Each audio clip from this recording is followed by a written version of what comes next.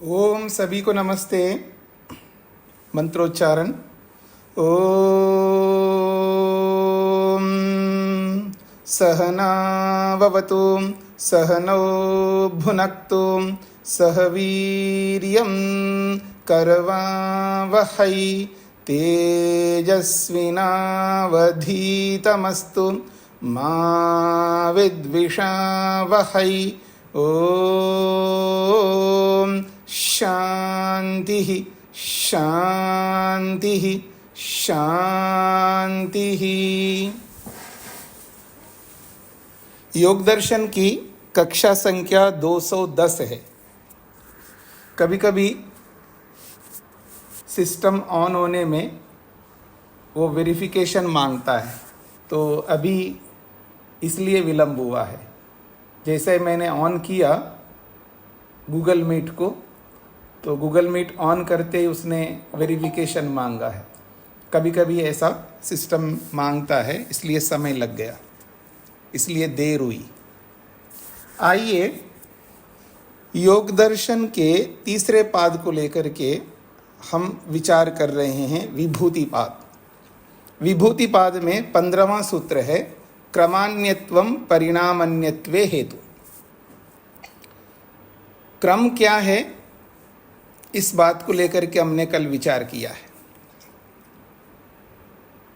जब क्रम को देखते हैं, चाहे वो धर्म परिणाम का क्रम हो, चाहे वो लक्षण परिणाम का क्रम हो, चाहे वो अवस्था परिणाम का क्रम हो। आप में से कोई ऐसे हैं जो अपना माइक बंद नहीं किया?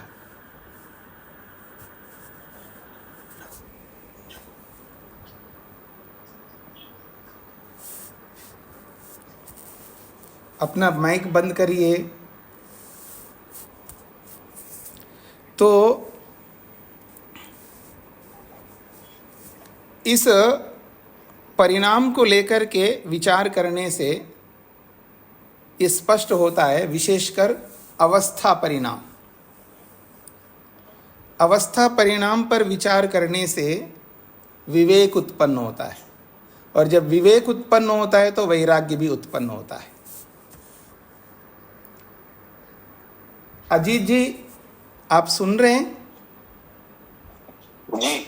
तो आप अपना माइक बंद करके क्यों नहीं रखते? जी। तो देखिए, अवस्था परिणाम में जब वस्तुओं की अवस्थाओं को देखते हैं, और रात दिन हम देखते ही रहते हैं, प्रातःकाल उठने से लेकर के रात्रि में सोने तक, और जब से होश में आए हैं तब से लेकर अब तक सभी पदार्थ, सभी वस्तुओं के विषय में हम अच्छी तरह जानते हैं। लेकिन इन सब वस्तुओं को जानते हुए हम बहुत बड़ी वस्तु को भूल जाते हैं, जो शरीर है। शरीर के बारे में वस्तुओं के समान हम विचार नहीं करते हैं। हमारे विचार में प्रमाणों का अभाव है। इस बात पर ध्यान दीजिएगा।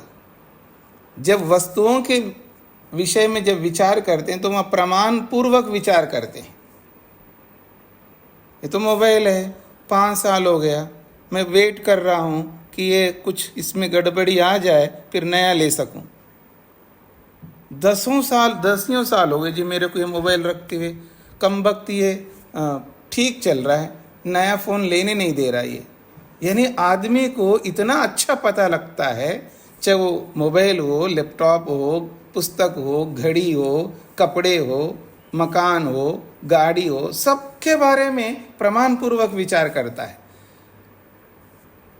लेकिन अपने शरीर के बारे में प्रमाणों को छोड़ करके विचार करता है।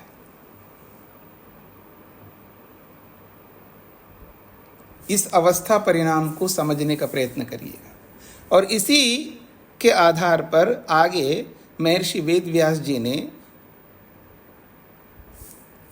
वहाँ पर हमें केंद्रित किया, हमारे फोकस को वहाँ पर लगाया जिस पर हमें लगाना जरूरी है, चित्त यानी मन।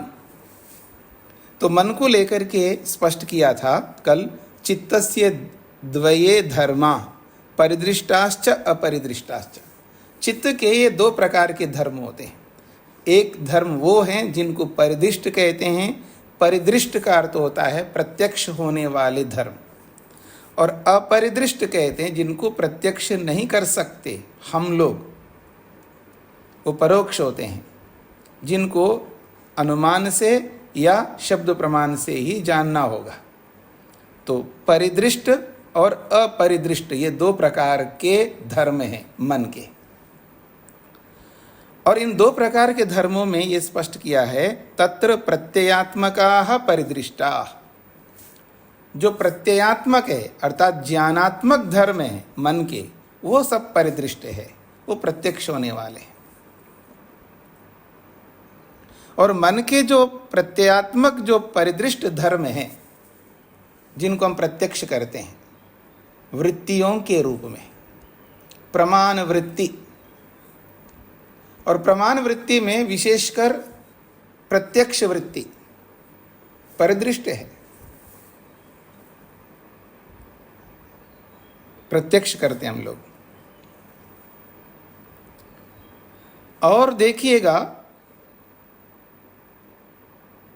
विपर्य वृत्ति, मिथ्या ज्ञान, ये भी परिदृष्ट है। पता नहीं लगता मेरे को मुझ में मोह हो रहा है, देखो राग से ग्रस्त हो रहा हूं मैं, कितना गुस्सा आ रहा है मेरे को, परिदृष्ट है या नहीं है? अविद्या, अविद्या, अस्मिता। जब अहंकार आता है ना व्यक्ति को, पता लगता है ना, ये भी पता लगता है, देखो ये जो मेरा मोबाइल है ना, मैं चलाऊंगा तो चलता है ये, लेकिन मैं मन को चला नहीं पा रहा हूं, और मैं मन को और आत्मा को एक मान रहा हूं। अस्मिता क्लेश है।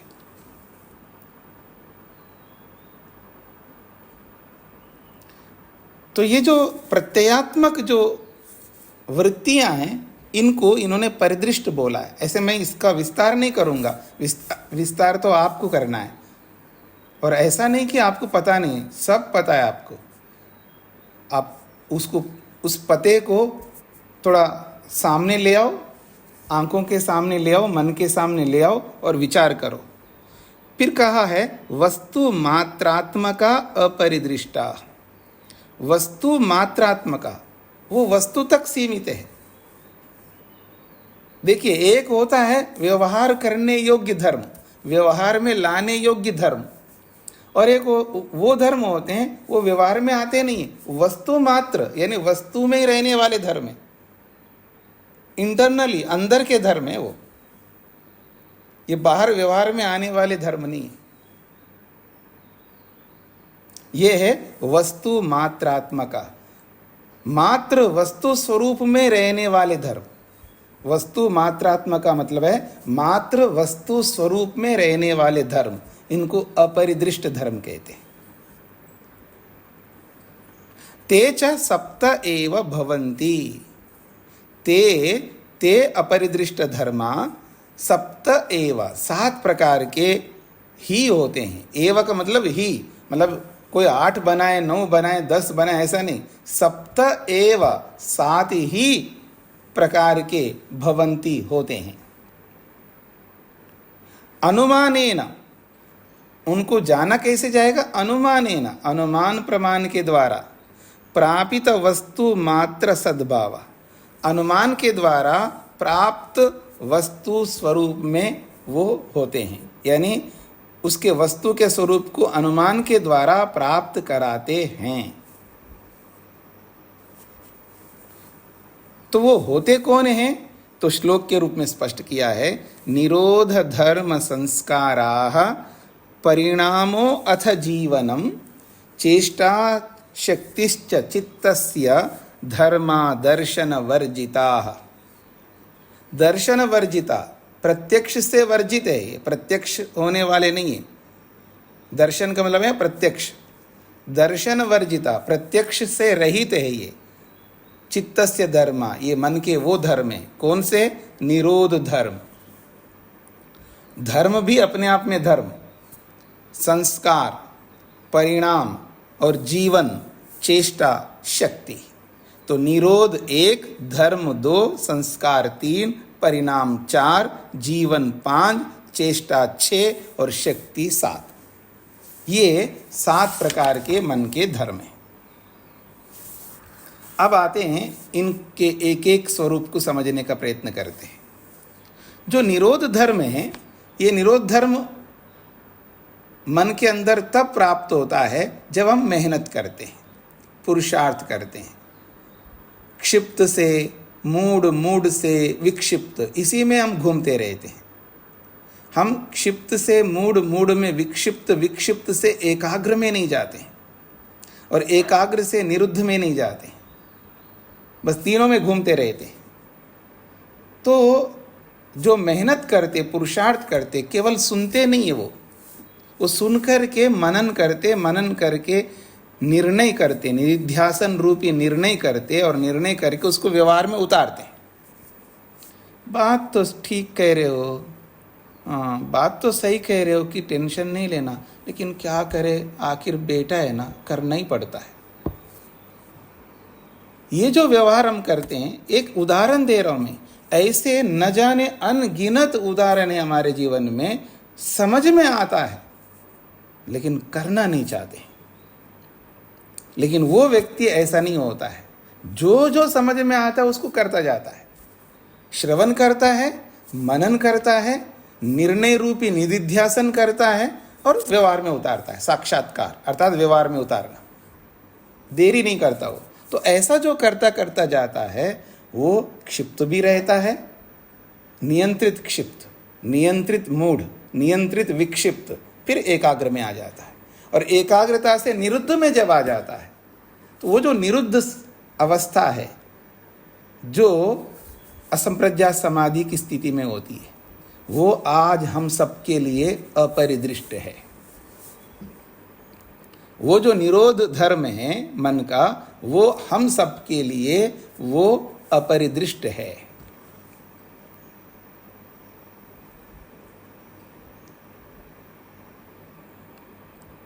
वो योगी के लिए परिदृष्ट हो जाएगा, लेकिन हमारे लिए वो अपरिदृष्ट है। ये अपरिदृष्ट धर्म है, निरोध धर्म। और ये निरोध धर्म जो है, जैसे निरुद्ध अवस्था मन की आती है, उस अवस्था में बस ईश्वर का दर्शन होता है, उसी को असंप्रज्ञात समाधि कहते हैं। वो आज हम सबके लिए अपरिदृष्ट है।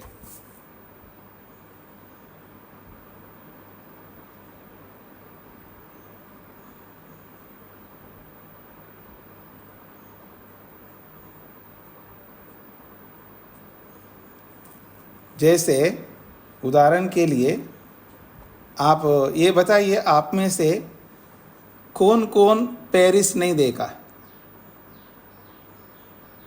वो हाथ खड़ा करें। कौन कौन नहीं देखे?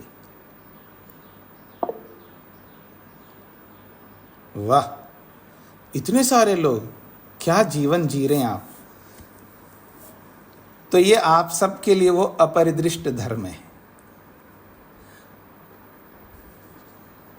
अब हाथ हटा लीजिएगा, इतना लंबा हाथ नहीं रखना है, हटा दो। अब जो आप में से देखे ना, जिसने भी देखा होगा आप में से, उनके लिए वो परिदृष्ट हो गया। तो ऐसे ही ये जो असंप्रज्ञात समाधि है, जिस निरुद्ध अवस्था में प्राप्त होती है, वो हमारे लिए नहीं आज, इसलिए हम सबके लिए अपरिदृष्ट धर्म है। तो ये है वो निरोध धर्म जो चित्त का अपरिदृष्ट धर्म है और उस अपरिष्ट धर्मों में से एक है। अब आगे बढ़ते हैं जी। दूसरा है धर्म शब्द से आया है, चित्त का एक धर्म शब्द से आया है। और धर्म से केवल धर्म नहीं लेंगे, धर्म से धर्म भी लेंगे, धर्म के साथ अधर्म भी जुड़ेगा, क्योंकि जहाँ धर्म वहाँ अधर्म, जहाँ अधर्म वहाँ धर्म। धर्माधर्म ये केवल मनुष्यों के लिए लागू होता है, ये नियम याद रखना। हाँ जी, ईश्वर धर्म करता है, अधर्म करता है। ईश्वर धर्म करता है तो इसका मतलब वहाँ अधर्म भी रहता होगा। तो ईश्वर में कोई अधर्म नहीं रहता है। हाँ, ईश्वर के धर्म की अपेक्षा अधर्म अवश्य रहता है, हमारे में रहेगा। तो आइए धर्म, तो धर्म और अधर्म एक साथ जुड़ जाएगा, तो धर्म अधर्म।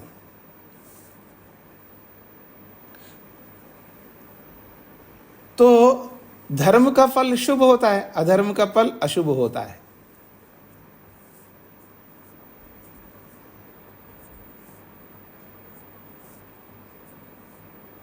जब कोई व्यक्ति फल खाता है, जब कोई व्यक्ति फल खाता है, फल का मतलब कोई भी फल, फल तो दिख रहा है लेकिन उस फल के पीछे धर्म नहीं दिखता। धर्म का फल भोग रहे होते हम लोग, लेकिन अधर्म दिखता नहीं।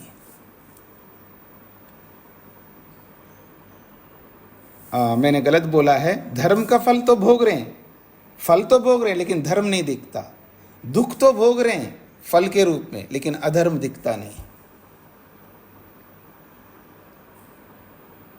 तो धर्म और अधर्म ये शुभ अशुभ फल को देने वाले होते हैं। तो फल को देख करके हमें पता लगता है कि इसके पीछे धर्म है या इसके पीछे अधर्म है। किसी के गोरे चेहरे को मैं देखता हूं या गोरे शरीर को देखता हूं, पता लगता है इसके पीछे धर्म है। किसी काले शरीर को देखता हूं, इसके पीछे अधर्म है। अब कोई व्यक्ति इस बात को अग्री करे या ना करे वो एक अलग विषय हो गया। किसी नाटे व्यक्ति को देखता हूं, किसी विकलांग को देखता हूं, तो पता लगता है इसके पीछे क्या है, धर्म है अधर्म है। किसी बोने शरीर को देखता हूं तो उसके पीछे धर्म है अधर्म है, पता लगता है। तो फलों को देखने से धर्माधर्म का पता लगता है। तो इसलिए यहां पर इसको अपरिदृष्ट धर्म कहा है।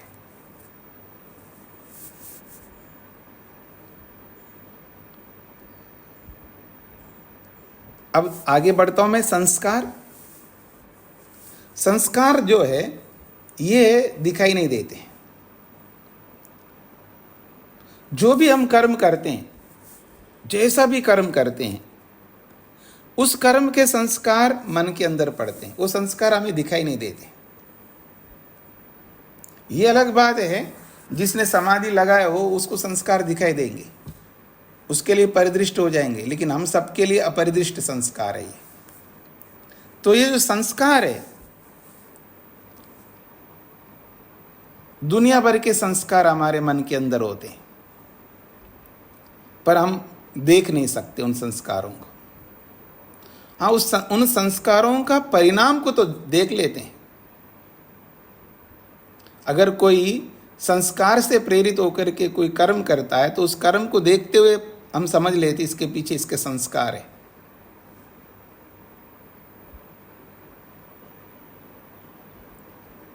तेज नारायण जी,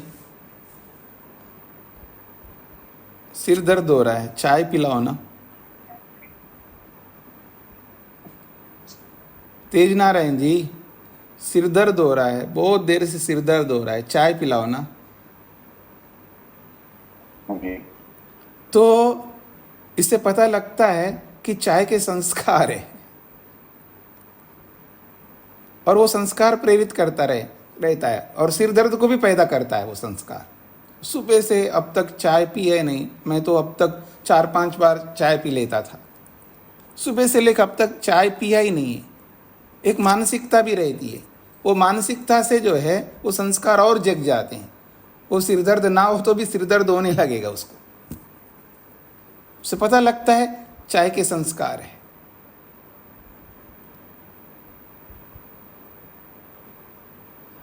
इतना ही नहीं, अभी छोटा सा बच्चा है, बिल्कुल छोटा सा है, अभी 1 महीना भी नहीं हुआ है, उसके हाथ में जो भी आए तो मुंह में रखता है, पता लगता है इसका संस्कार है।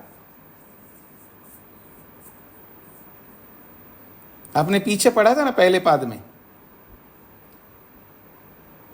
तो संस्कार जो है बहुत प्रकार के होते हैं, और जब व्यक्ति की चेष्टाओं को हम देखते हैं, व्यक्ति के क्रियाकलापों को देखते हैं, व्यक्ति के चाल चलन को देखते हैं तो पता लगता है इसके पीछे उसके संस्कार हैं।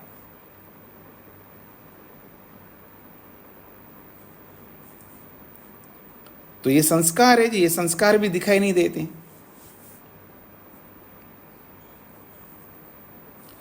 अब चौथा है मन का धर्म परिणाम।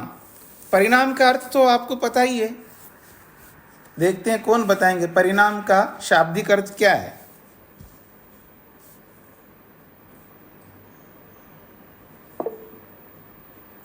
अलका जी बताइए।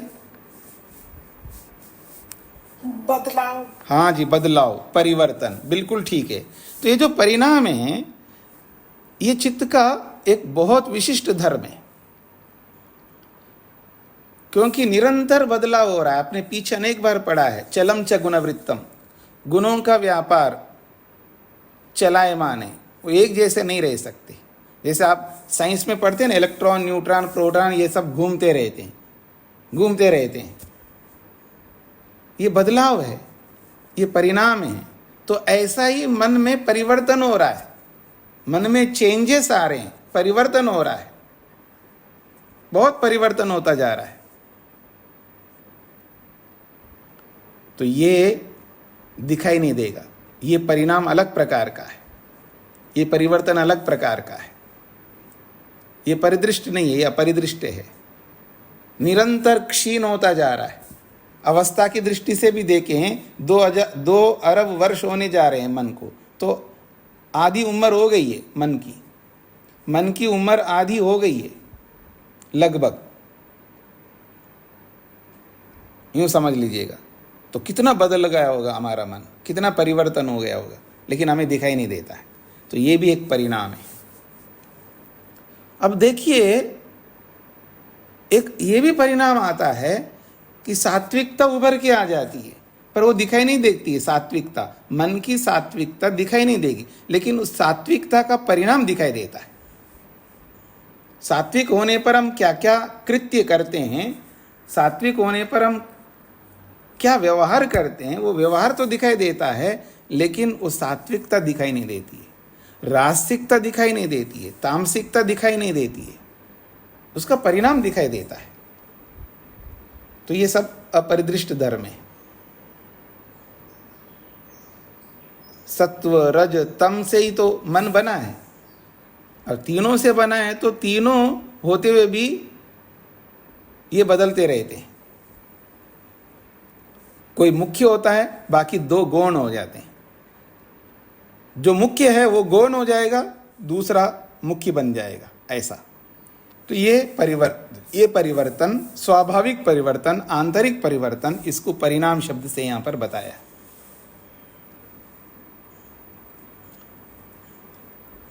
पांचवा जो धर्म है मन का जीवन, लाइफ जिसको आप कहते हैं, जीवन।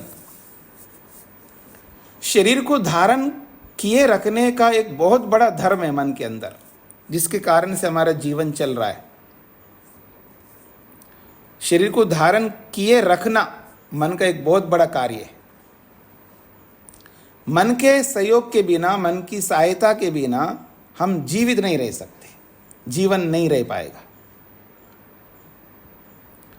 जो आज हमारे जीवन में जो उत्साह है, उमंग है, ये मन के कारण से है। जब मन कमजोर हो जाता है, मन बहुत कमजोर होता है, दीनहीन बन जाता है, तो बहुत सैडनेस आता है जीवन में, बहुत निराशा आती है, हताशा आ जाती है, शोक आतुर हो जाते हैं, दुखी हो जाते हैं, भयग्रस्त हो जाते हैं, वो उत्साह नहीं रहता। तो जीवन जो है ना, एक धरातल पर आ जाता है, यानी जीवन मृत जैसा बन जाता है व्यक्ति।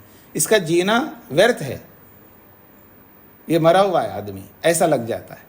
तो ये जो जीवन है, जीवन यानी जो हमारा जीवन, लाइफ जो चल रहा है, मन उसके पीछे एक बहुत बड़ा कारण है। वो तो बहुत सारे कारण हैं, लेकिन मन एक बहुत बड़ा कारण है। तो वो जीवन भी दिखाई नहीं देता। जीवन दिखाई नहीं देता का मतलब है कि जो जीवन जो जी रहे हैं, उसके पीछे जो मन शक्ति दे रहा है जीवन जीने में, वो शक्ति दिखाई नहीं देती, ऐसा समझ सकते हैं। इसको शक्ति के रूप में ना बोल करके जीवन के रूप में बोलना होगा, क्योंकि एक मन का एक अलग धर्म है जिसको शक्ति के रूप में बोला है। ये मन का एक विशेष प्रयत्न होता है जो हमें जीवित रखता है, उसी को जीवन कहा जा रहा है। और वो विशेष प्रयत्न हमें, मन के जो विशेष प्रयत्न है वो दिखाई नहीं देता। अगला है चेष्टा। चेष्टा का मतलब कर्म कह सकते हो आप, चेष्टा का मतलब क्रिया कह सकते हैं। जो शरीर के विभिन्न इंद्रियों के माध्यम से जो भी चेष्टाएं हम करते हैं, इंद्रियों का मतलब कर्मेंद्रियों के माध्यम से, जो हमारे जीवन के अंदर, शरीर के अंदर जो कर्मेंद्रियां हैं, 5 कर्मेंद्रियां, उन कर्मेंद्रियों से जो भी कर्म हम कर रहे हैं, वो जो कर्म जिसको आप कहते हैं, जिसको क्रिया कहते हैं, चेष्टा कहते हैं, वो दिखाई नहीं देता। वस्तु दिखाई देती है लेकिन उसकी चेष्टा जो है वो दिखाई नहीं देती है। ये भी अपरिदृष्ट धर्म है। 7वां अंतिम शक्ति के रूप में बोला इन्होंने। शक्ति, शक्ति जिसको आप बल कह सकते हो, शक्ति का मतलब बल, पावर कह सकते हो। तो मन के अंदर जब वो पावर होता है, वो शक्ति होती है, तो आदमी सारे काम कर लेता है। और मन की वो जो शक्ति है, उसका जो पावर है, उसका जो बल है, वो जब वो क्षीण होता है तो कुछ भी नहीं कर पाता है व्यक्ति। वो आपने उपनिषदों में पढ़ा है ना कि एक व्यक्ति ब्रह्मचारी को खिलाए नहीं, पिलाए नहीं, उसको आहार नहीं दिया, अन्न नहीं दिया। तो जब अन्न ही नहीं दिया है तो शरीर को शक्ति नहीं मिलेगी। तो शरीर को शक्ति मिलने पर ही मन को शक्ति मिलेगी। मन सबल तब होता है, सशक्त तब होता है जब शरीर को शक्ति मिलती रहे।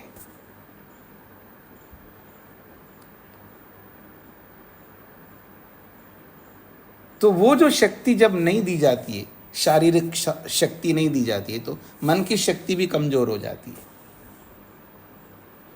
इतना ही नहीं, अगर कोई परेशान में है व्यक्ति, कोई बहुत परेशानी में है, तो जो उसके संबंधी लोग हैं या उनके निकट के लोग हैं या यूँ कहिए उनके हितैषी लोग हैं, जो उनके हित के लिए सोचने वाले होते हैं, जब उन सब लोगों के द्वारा उसको जब कुछ कहा जाता है, बताया जाता है, तो उसका मन सशक्त हो जाता है, बलवान बन जाता है, मनोबल बढ़ जाता है।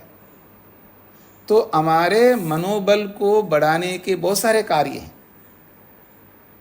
उससे हमारा मनोबल लगातार बना रहता है, नहीं तो मन का बल मुरझा जाता है।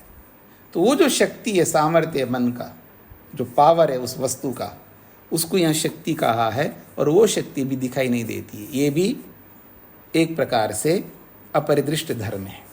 तो निरोध, धर्म, संस्कार, परिणाम, जीवन, चेष्टा और शक्ति, ये 7 मन के अपरिदृष्ट धर्म बताए गए। अब इनके विषय में किसी कोई प्रश्न हो तो कर सकते। पुष्पलता जी को क्या कहना है? नहीं, पुष्पा सक्सेना जी को क्या कहना है?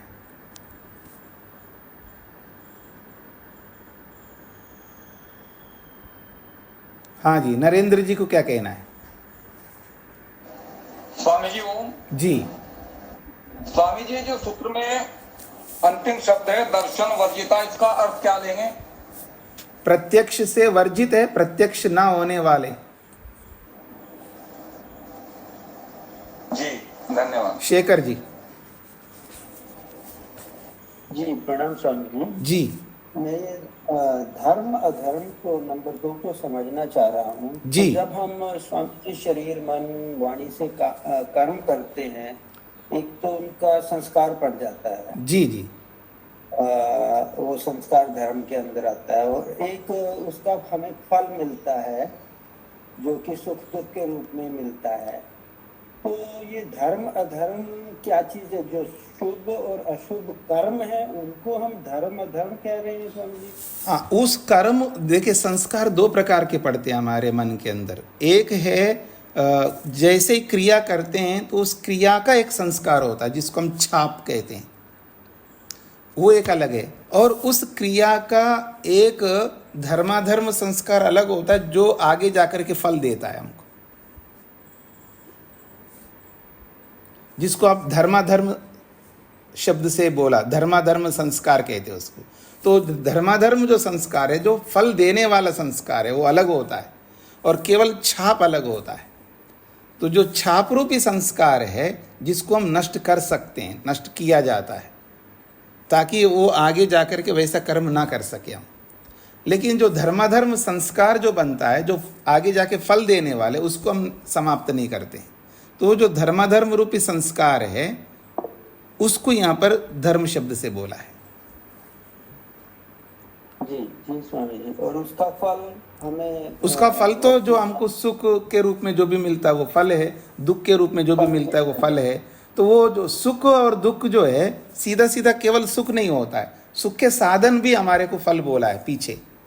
ये दुख के जो साधन है वो भी फल है। जैसे मेरा शरीर सांवला है, ये फल है, ठीक है ना।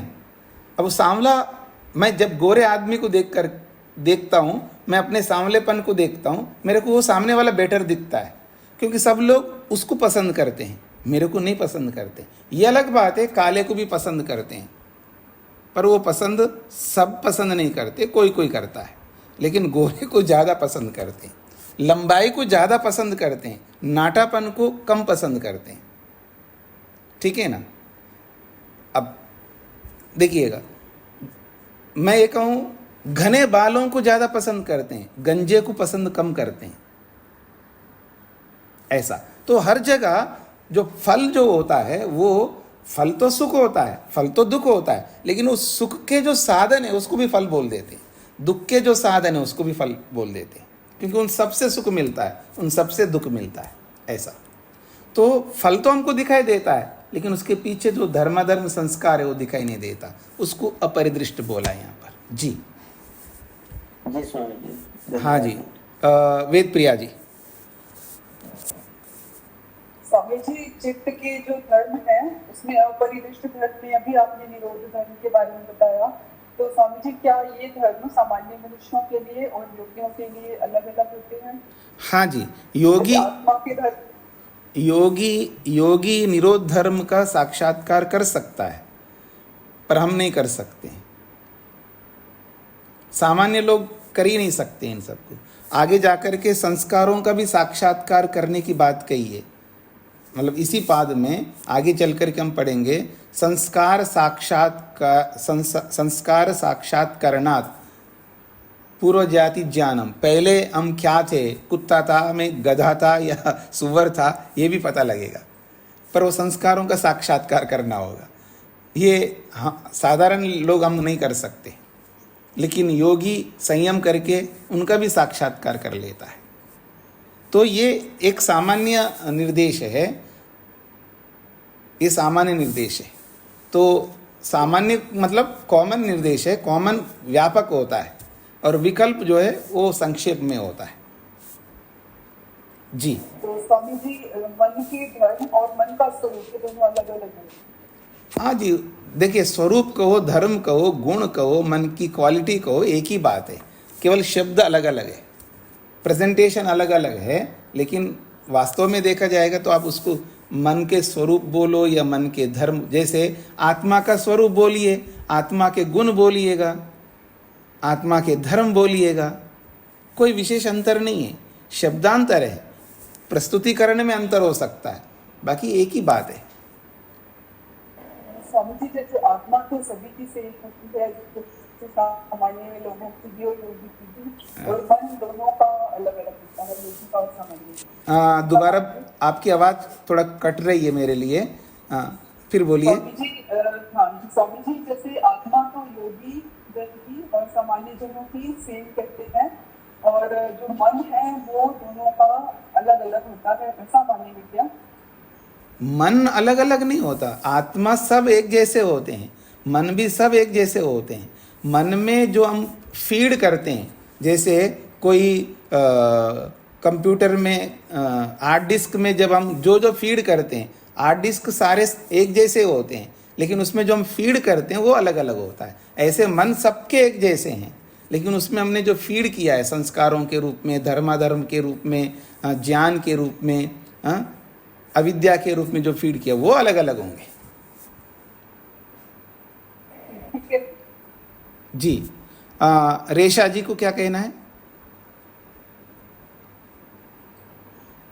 नमस्ते। मैं जी आचार्य जी ये पूछ रही हूँ जो ये आप्त प्रणाम किसके लिए कहा, विद्वानों के लिए? कौन सा आप्त प्रणाम? अच्छा, प्रमाण। आप्त प्रमाण। हाँ जी, आप्त प्रमाण वेद के लिए भी कहा, ईश्वर के लिए भी कहा, ऋषियों के लिए भी कहा, आपके लिए भी कहा है, अच्छा, सबके लिए कहा है। लेकिन सबके लिए कहा है, इससे आप ये नहीं समझना सबके लिए प्रमाण नहीं होते, सबके लिए प्रमाण नहीं होते। आप अपने पोते पोतियों के लिए, अपने बच्चों के लिए आप आप्त प्रमाण होंगे, मेरे लिए नहीं होंगे। समझ रहे मेरी बात को? एक चोर भी आप्त प्रमाण हो सकता है, लेकिन वो हर विषय में नहीं हो सकता, किसी एक विषय में होगा ऐसा। तो आप्त तो सभी लोग हो सकते हैं, लेकिन हमारा जो क्षेत्र है वो बहुत संक्षेप होता जाएगा। जिसका जैसा स्तर है उसी के स्तर के अनुसार वो आप्त होगा। ऋषि जो है सर्वाधिक उसका क्षेत्र बड़ा होगा, और ईश्वर का जो क्षेत्र होगा वो अनंत होगा। वो अनंत विषयों में आप्त है, यानी प्रत्येक विषय में आप्त है। लेकिन ईश्वर की अपेक्षा ऋषि लोग कम आप्त हैं, उनकी अपेक्षा महापुरुष और कम हैं, उनकी अपेक्षा ऐसे कम होते होते होते आप मेरे तक पहुंचेंगे तो हम धूल के बराबर आप्त हैं। क्या बोला है? धूल के बराबर आप्त लोग हैं हम, ऐसा है। जी जी धन्यवाद जी। प्रमोद जी।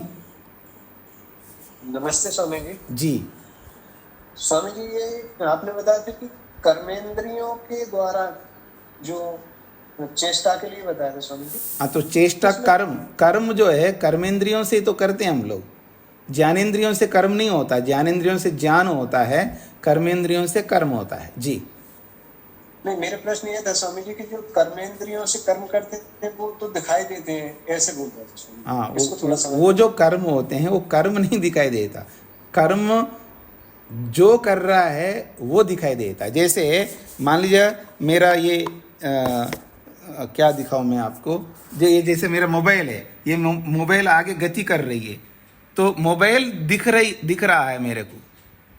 वो जो कर्म है, जो जिसको आप कहते हैं ना गति नहीं दिखाई दे रही है। मोबाइल आगे बढ़ रहे हैं तो मैं समझ रहा हूं कि गति हो रही है, ऐसा समझ में आ रहा है? जी जी स्वामी जी। जी जी।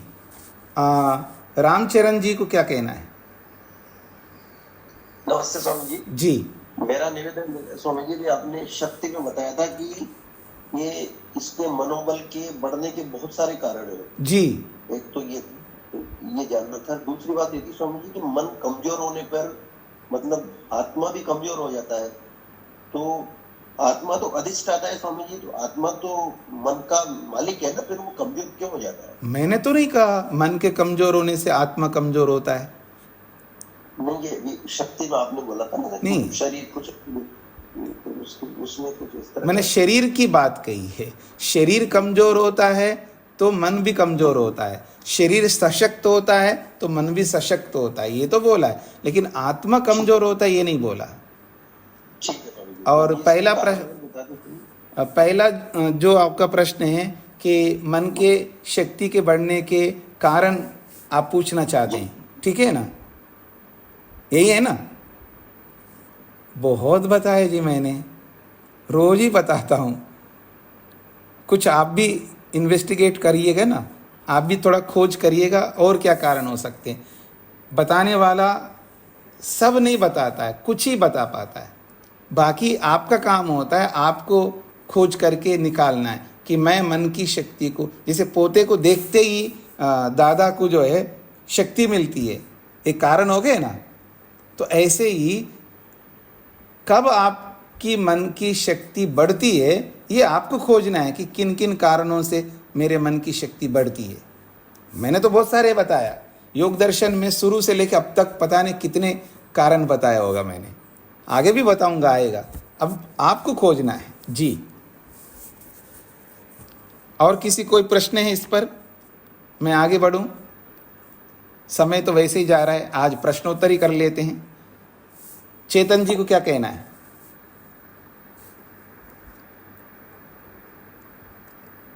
चेतन जी, माइक नहीं खोला है आपने।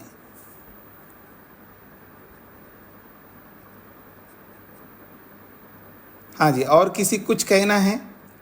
किसी कुछ प्रश्न पूछना हो तो पूछ सकते हैं। चेतन जी ने माइक नहीं खोला। हाँ, अब बोलिए।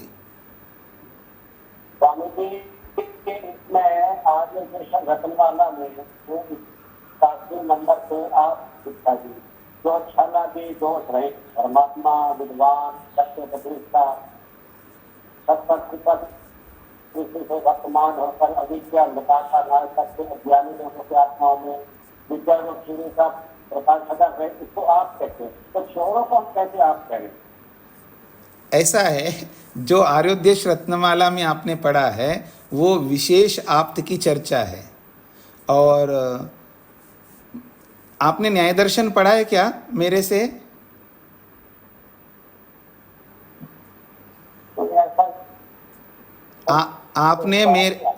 आपने मेरे से न्याय दर्शन पढ़ा है?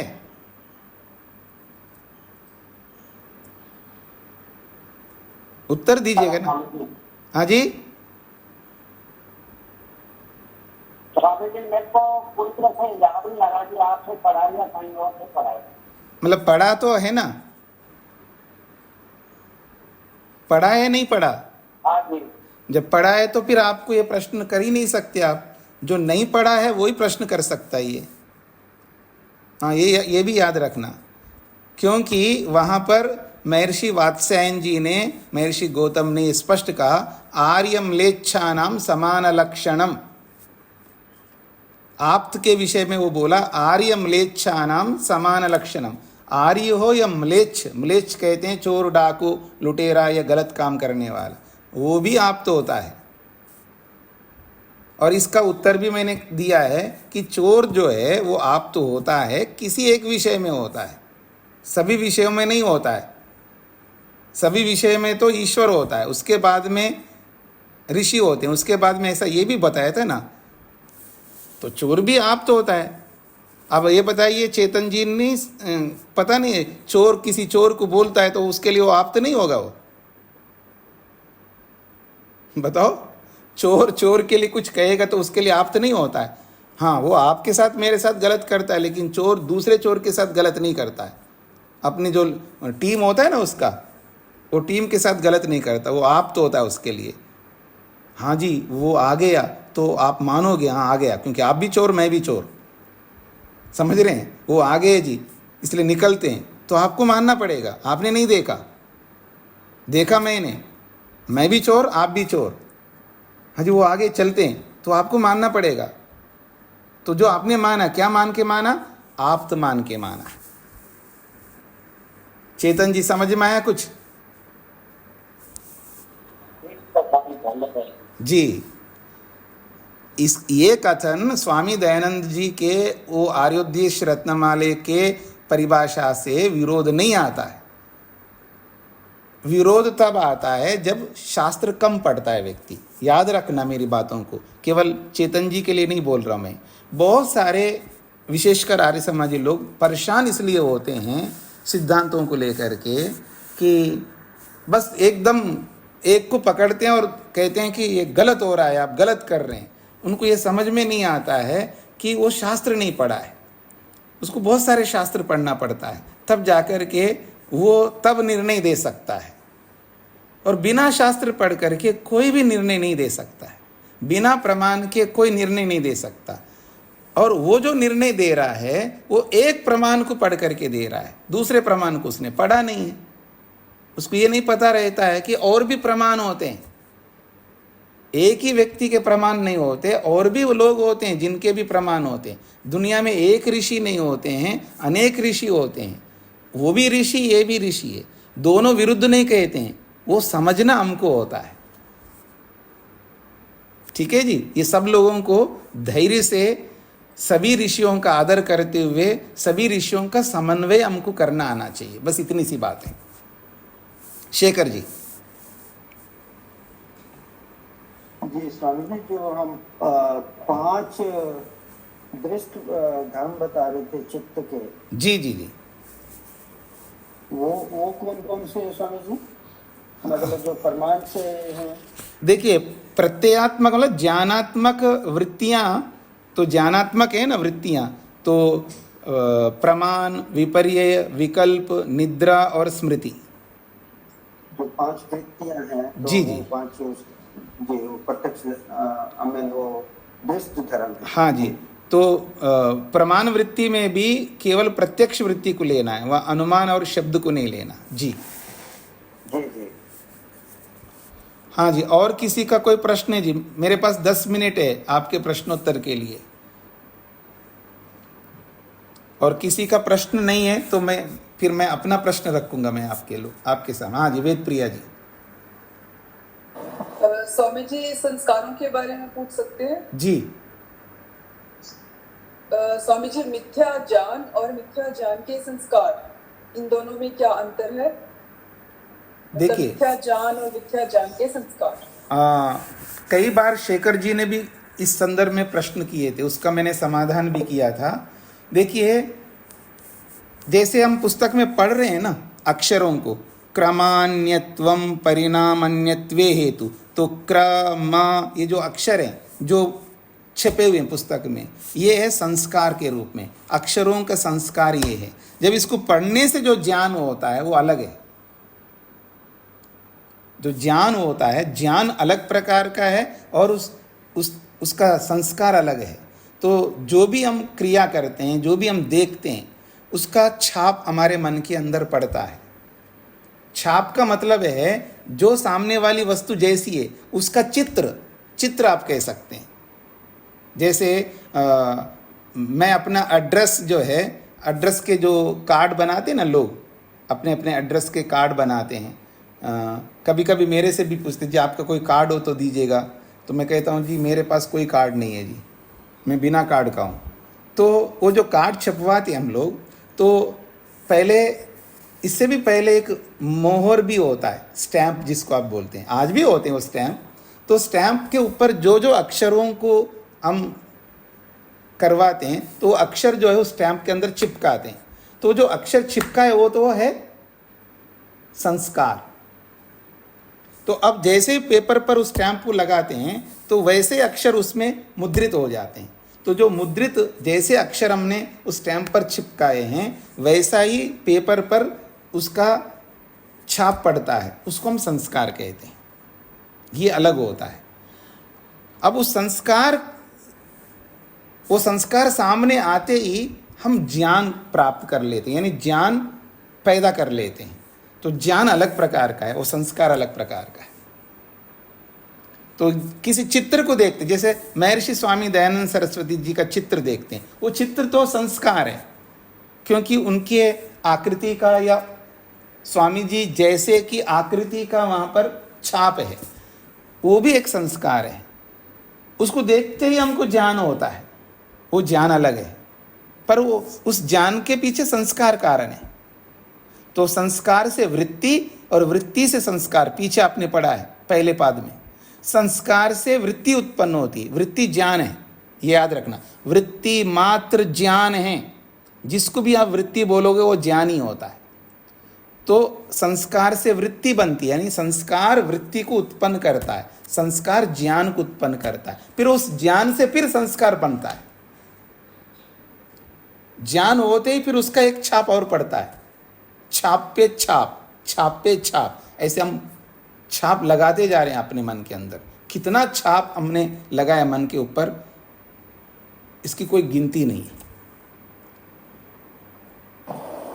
स्वामी जी, मिथ्या ज्ञान को हटाना और मिथ्या ज्ञान के संस्कार को हटाना, तो मिथ्या ज्ञान को प्रतिपक्ष भावना से हटा सकते हैं और संस्कारों को जो आप बताते हैं वो समाधि की अवस्था में, ऐसा मानेंगे क्या?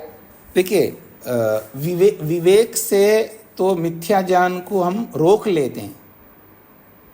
मिथ्या ज्ञान को रोकते हम लोग, हटाते नहीं। हटाने का मतलब है उसको रोकते हैं। उस रोकने को ही विच्छिन्न कहते हैं, मतलब दबाते हैं उनको। फिर उनको एक समय आता है उसको प्रसुप्त में ले जाते हैं। उस प्रसुप्त में ले जाने से पहले भी उसको कमज़ोर करते हैं, तनु करते हैं। तो आज जो उदार अवस्था में जो मिथ्या ज्ञान है हमारे जीवन में, यानी जो मिथ्या ज्ञान एकदम पीक है, यानी एकदम प्रत्यक्ष हमारे जीवन में, इसको पहले हम लोग कमज़ोर करते हैं विवेक से, और कमज़ोर हुए हुए को प्रसुप्त में ले जाते हैं, सुला देते हैं। जैसे मांस खाने का, किसी ने पहले मांस खाया, भाई वो उसको समझ आ गए, वो मांस खाना बंद कर दे। किसी को 50 साल हो गए होंगे मांस खाना बंद करके, किसी ने खाया ही नहीं होगा पैदा होने से लेके अब तक। भले ही उसने नहीं खाया, लेकिन फिर भी उस खाने के संस्कार उसके पास है। इस जन्म में नहीं खाया होगा, क्या पता पिछले जन्म में खाया होगा। वो ये नहीं कह सकता है मैंने आज इस जीवन में खाया ही नहीं है और आज मेरे को अच्छा विवेक है, मैं मरते दम तक नहीं खाऊंगा। इसका मतलब यह है कि मेरे अंदर खाने के संस्कार ही नहीं है। ये गलत है उसका। मरने से पहले कोई ऐसा सिचुएशन आ जाए ना उसके सामने, कभी ऐसा विकट परिस्थिति आ जाए और उसके सामने और कोई विकल्प ना दिखे, क्या पता वो खा जाए, हमें नहीं पता है। क्योंकि वो सिचुएशन आने से पहले हम बहुत बड़ी बड़ी बात करते हैं। मेरी बात को समझने का प्रयत्न करना।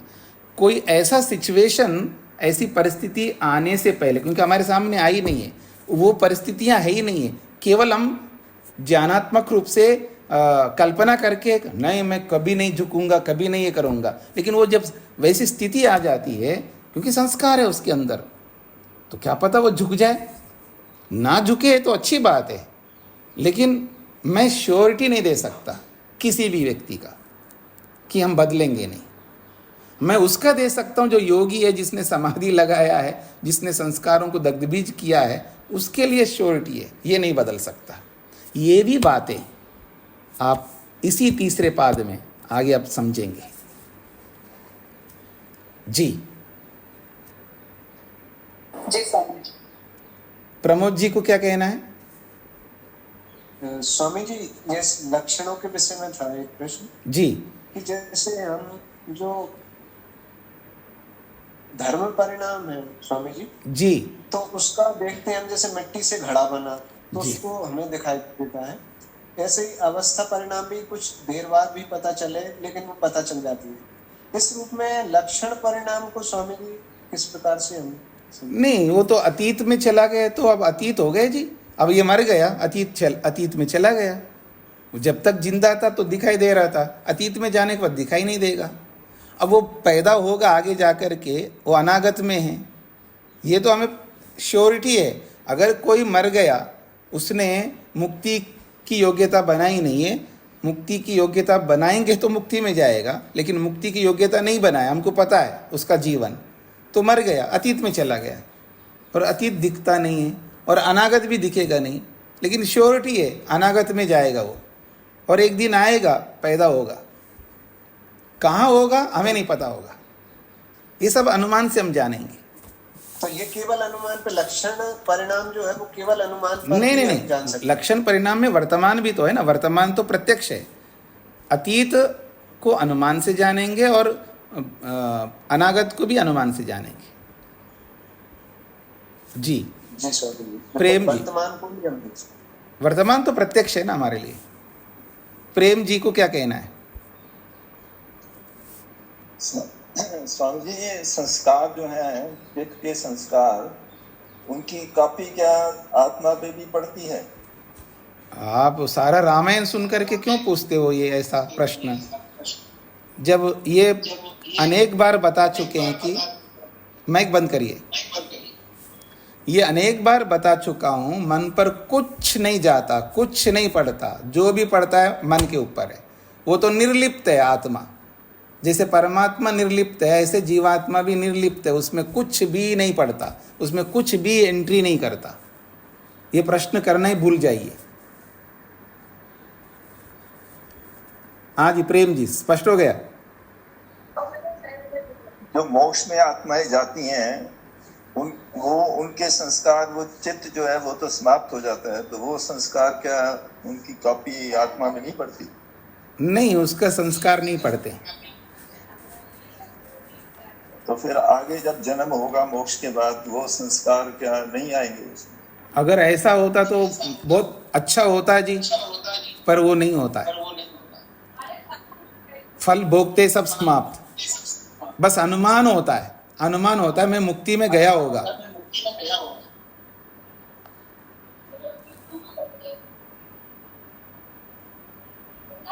ठीक है स्वामी जी, धन्यवाद। जी जी।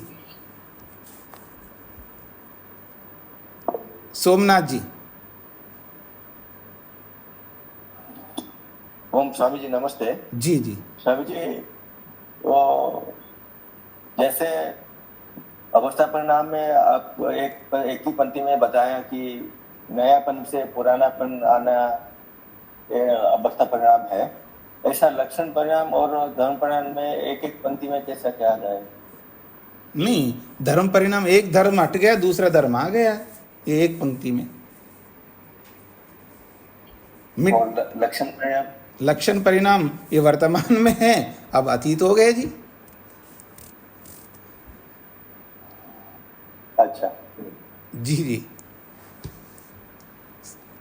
एक जगह एक शब्द में अगर कह सकते हैं, इसका ये अर्थ नहीं होता है हर जगह एक शब्द में कह सकते हैं। अवस्था परिणाम में तो हम कह सकते हैं, धर्म परिणाम में भी मान लो थोड़ी देर के लिए कह सकते हैं, लक्षण परिणाम में नहीं कह सकते, क्योंकि केवल वर्तमान से अतीत होना मात्र नहीं है ना, अतीत से अनागत में जाना भी है और अनागत से वर्तमान में भी आना है। जी, तो मैं इसको यहीं पर विराम देता हूँ, और विचार करिएगा। ये बहुत महत्वपूर्ण बातें हैं, ये केवल किताबी ये बातें नहीं हैं, इसको व्यवहार में उतारने वाली बातें भी है। अगर व्यवहार में उतारने वाली नहीं हो तो यहाँ नहीं दिखाएंगे। यहाँ जो भी दिखा रहे हैं सब व्यवहार में उतारने वाली बातें हैं। कई बार हमको लगता है अब ये क्रम को क्या समझना है, ये क्षणिकवाद क्या होता है, ये कोई उपयोगी नहीं है, ऐसा कभी मत समझना। चाहे वो क्षणिकवाद हो या विज्ञानवाद हो, चाहे कोई वाद हो, ये सब हमारे व्यवहार में ये सब आते हैं। इन्हीं के कारण से हम अविद्याग्रस्त हो जाते हैं। उसी अविद्या को दूर करने के लिए सारे विषय बताए जा रहे हैं। इसलिए इन सबको गंभीरता से समझने का प्रयत्न करिए। एक बार नहीं समझ में आता है तो अनेक बार समझ लीजिएगा। ओम शांति शांति शांति।